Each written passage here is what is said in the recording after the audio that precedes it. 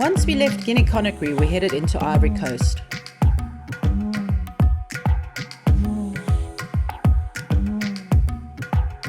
Some of the roads were horrendous, but this one was really good, besides the evident deforestation along the roads and a constant white haze in the distance.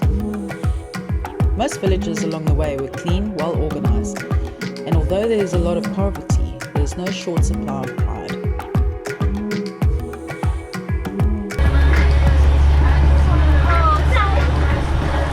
One of the many looks from passers-by when Jessie dances in the front.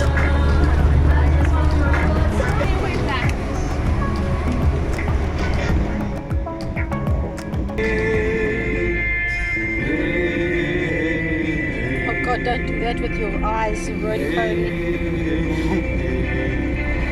This is what happens when Keela makes a change to the music.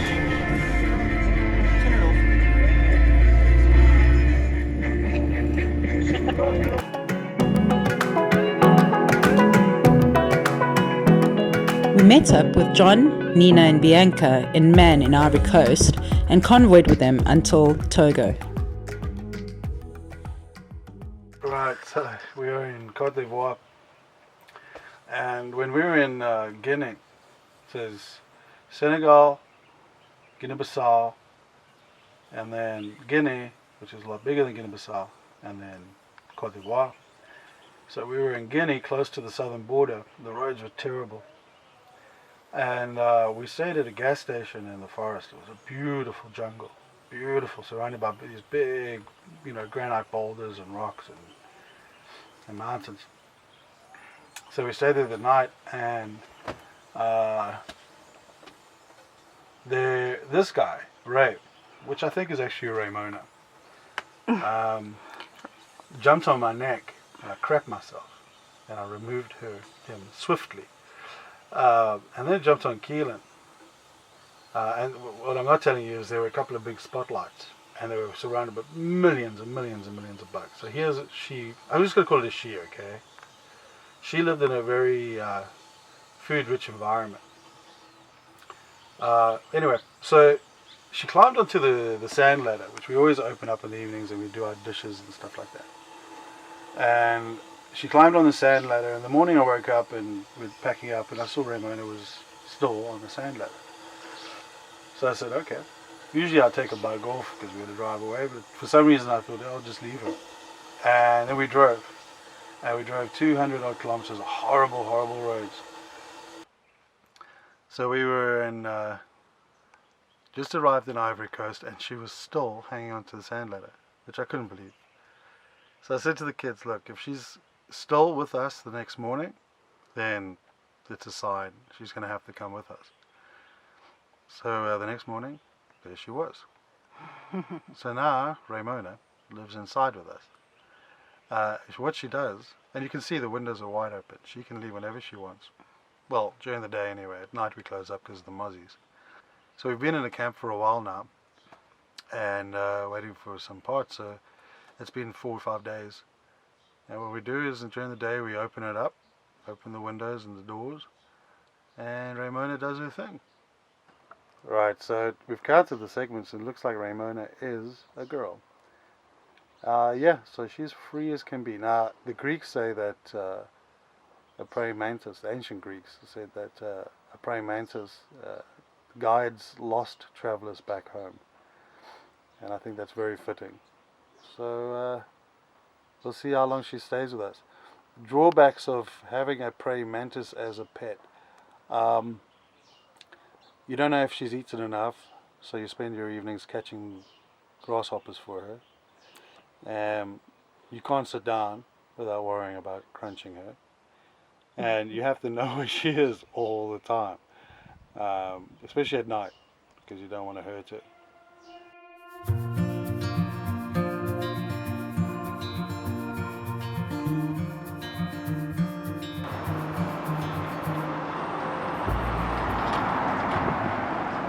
So this is our camp for last night. It's always a funny guy. We are heading off to get the visas for Ghana. We've been joined by a Spanish family. Yeah, so last night was a little bit noisy and a little bit rainy, but I slept well as always.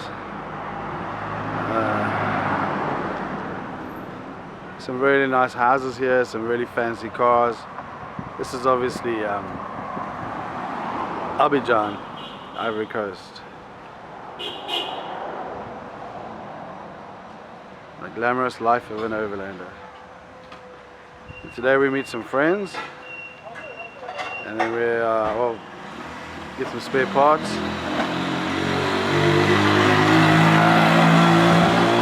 Hey Jess, how are you doing? Good. What are you doing? Sitting in the front. What are you doing in the front? Cleaning What are you cleaning? things. What are we doing today? Going to the Ghana embassy. Yeah, yeah. What kind of visa? A visa. Transit visa. Transit Hey, visa. yeah. What's the transit visa? Edit this out. A one-way. Yeah, like when you're just driving through. Yeah. Yeah. Thank you, Jessica. You're welcome.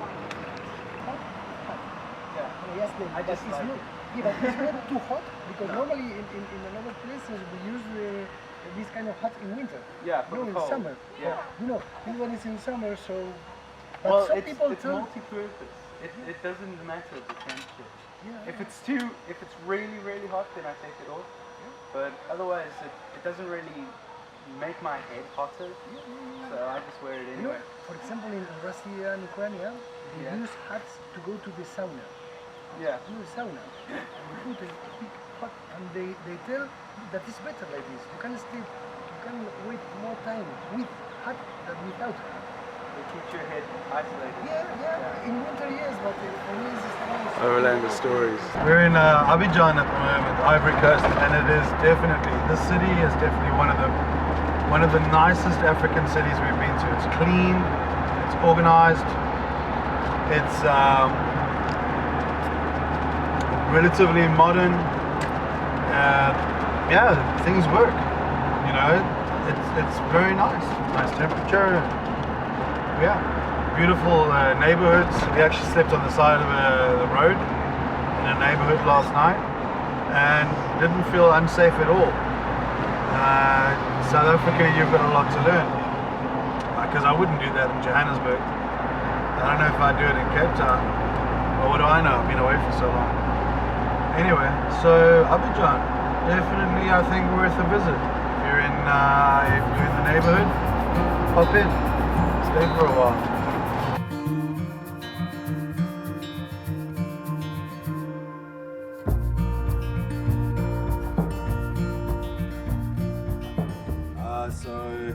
Right, half shaft. We did some pretty bad roads coming from Guinea into Ivory Coast, and pretty bad, and a half shaft went. And it seems okay like that, but when you put it on, when you try and drive, it just spins. So BMI sent us a new half shaft, and drive members, thank you very much, BMI, and new suspension rubbers. Because yeah, the road's been pretty shocking, and I'm sure pretty soon I'm going to need to change some, especially on the shocks, on the front shocks. So we drove for over 1,400 kilometers in two-wheel drive, front-wheel drive actually. Put it in diff lock, removed the half shaft, and drove. And hopefully we didn't do any long-term damage. But other than a bit of clunking, especially when Louisa was driving, because when she changes gears, it's like katoing, patang, chachoo. And when I drive, it's boop, ah. Such lies. So I'm definitely a much better driver. Huh? Definitely, without any doubt. Anyway, so putting that in quickly, and then we're going to go find a place to camp and wait for our Ghana visas. So, Studio D, Studio Da, Studio.